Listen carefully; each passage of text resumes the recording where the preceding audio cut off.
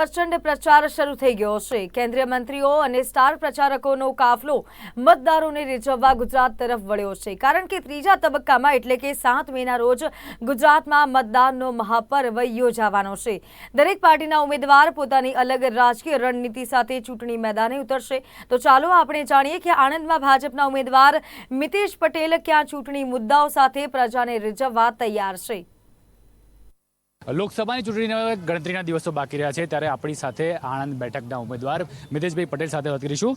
મિતેશભાઈ, મોદી સાહેબનું સૂત્ર છે 400ની પાર, મુખ્ય એજન્ડો તમારો આણંદમાં કયો રહેશે? નમસ્કાર।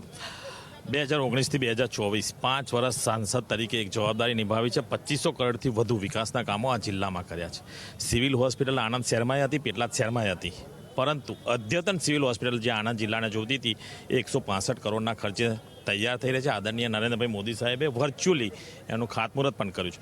હજુ પણ જે વિકાસના કામો છે, વિકાસના કામો કરતા રહીશું। બદલપુરથી કારેલી સામે એક વિયર જરૂરી છે ખેડૂતોની માટે, બોરસદ તાલુકા માટે, જે ખેડૂતોની જમીન ખારા પાણીથી બગડી રહી છે, એ જે એમની રજૂઆત છે આદરણીય મુખ્યમંત્રી ભૂપેન્દ્રભાઈ પટેલ સાહેબ સાથે, હું ને ત્યાંના ધારાસભ્ય નાયબ મુખ્યમંત્રી રમણભાઈ સોલંકીજી બંને સાથે જઈ અને સાહેબ જો રજૂઆત ઇલેક્શન પહેલાં કરી છે, આવતા બજેટમાં એની કંઈક ને કંઈક રીતે શરૂઆત પણ થઈ જશે।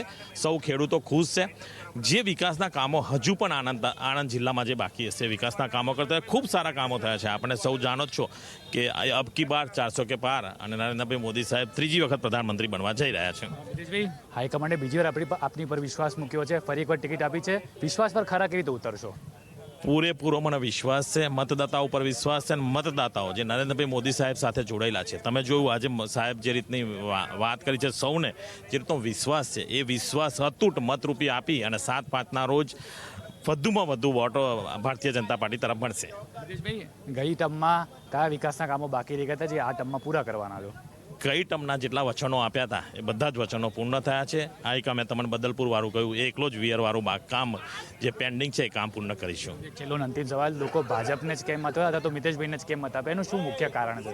બધા જ મોદી સાહેબને મત આપે છે।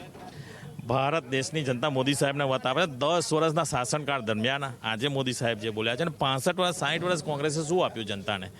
જનતા આદરણીય મોદી સાહેબ સાથે જોડેલી છે, વિકાસના કામો સાથે જોડેલી છે। દેશ જનતાને જે રીતનો દેશ જોતો હતો એ રીતનો દેશ આદરણીય નરેન્દ્રભાઈ મોદી સાહેબે બનાવીને આપ્યો છે। કેટલી લીડ આવવાની આશા છે? 5 લાખથી વધુ।